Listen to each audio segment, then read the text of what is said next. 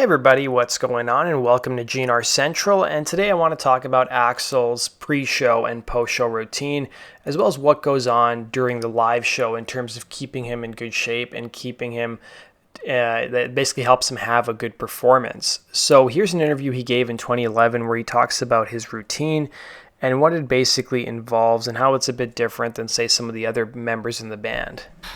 I want to ask you about what you do vocally, because I was really blown away tonight watching you sing that stuff. Spot on, pitch on. I mean, everybody was saying that yes, he really is singing like everything exactly the way you want to hear it.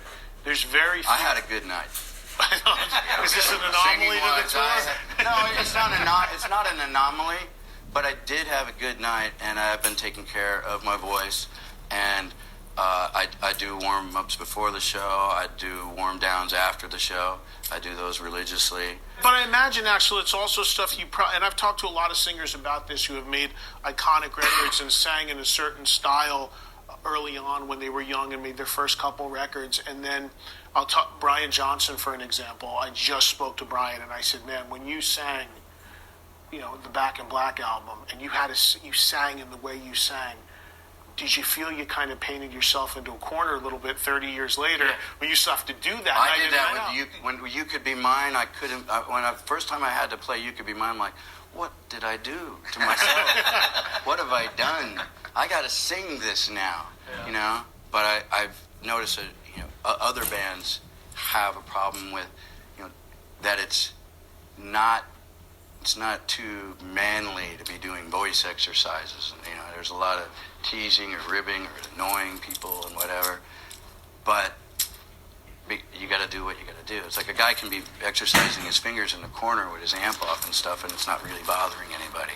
But going, la la la la la, that's annoying everybody around. Doing interviews at 6 a.m., is that good for the voice? Well, as long as I've been up. And the day off. I was going to say tomorrow, but today. Now, that's not the only place we've heard about what it was like touring with Axl in terms of his regiment and his routine. So when he was touring with Guns N' Roses back in the early 90s, he had, touring with him was a pretty painstaking process, according to then manager Doug Goldstein. So here's what Doug Goldstein had to say about touring with Axl. He said the reality is that touring for Axl was a painstaking process, as Goldstein. We had the $10,000 exercise machine put into his room every day, and he'd get on it. His routine was about a 4 to 5 hour routine daily between chiropractic, massage, 2 hours of vocal warm-up and warm-down, and the singer now has his own expensively assembled routine of chiropractor, masseuse, vocal coach, bodyguard, driver, personal assistant, PR, manager, and gaggle of friends like Del James and Dana Gregory, his psychotherapist, Susie London, and a new, even more influential figure in his life, a professional psychic he recently became enthralled with by the name of Shannon Maynard, or you guys probably know her as Yoda. So she's the head of a non-profit organization based in Sedona, Arizona at the time. It was the Arcos Seos Corporation, from the Spanish word the Sky Arcs, describing itself as an educational enterprise specializing in channeling past lives, extraterrestrial intelligence, and the power of crystals. So Maynard was a short, middle-aged Asian woman who started to take a central role in Axl's life back in the early 90s that will stretch basically throughout the rest of the decade. In fact, she's even thanked in the liner notes of Chinese Democracy if you guys look carefully. So operating out of her own countryside home, where she lived with her husband Elliot, who was a kindly gray-haired man, Dr. Elliot and Sharon Maynard had been both thanked on the Use Your Illusion liner notes. And she was known to the rest of the band and the touring crew as Yoda, after the goblin-like mystic in Star Wars. Now, Maynard had a role on the road that was less specific than London's, but Axl's reliance on them both grew quite important. According to a crew member, Yoda and her own assistant were like aliens. Every major decision Axl now made was in consultation with Maynard. Slash and Duff, everybody would say, who is this gal and why is she involved in a lot of the business decisions?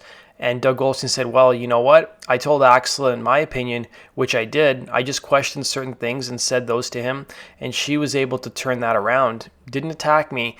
I think she knew better than that, because Axl and I were very close and didn't want to play whose dick was bigger. But she handled it incredibly well, and I'm a firm believer in that we all have our own beliefs and that we're entitled to those.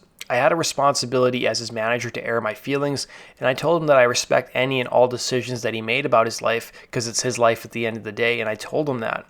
All I am is a conduit to your dreams, and I'm not a dream maker, and you tell me what your dream is, and I'll figure out how we're going to get there. I'm a facilitator of dreams.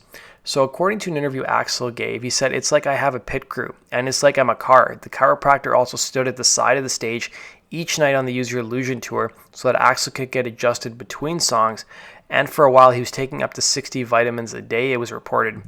We do muscle testing and kinesiology, he explained. We do chiropractic work and acupuncture, and we do cranial adjusting. Oh yeah, on a daily basis. I'm putting my life back together, and I'm using everything I can.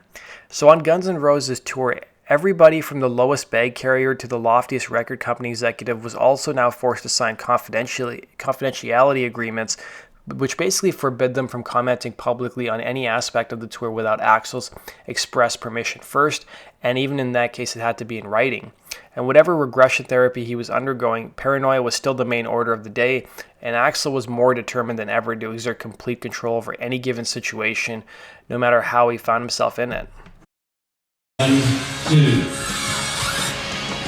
Well, this resembles something like an operating theatre, so take us through everything that you've set up here. Basically, I've got an oxygen rig with a humidifier, which puts moisture back in his throat during the show. And then later we'll have assorted teas and things like that he uses. Makeup table and what have you. Towels, mic stands, teapot, you name it. Got it all in here. How many bottles of water does he get through then during the show? Not too much water, it's mainly teas. Right. And he must be physically exhausted when he gets off, so are you there to sort of bring him back down? No, basically he's got another group of people that handle him once he's off stage. I just handle him during the on-stage and performance time.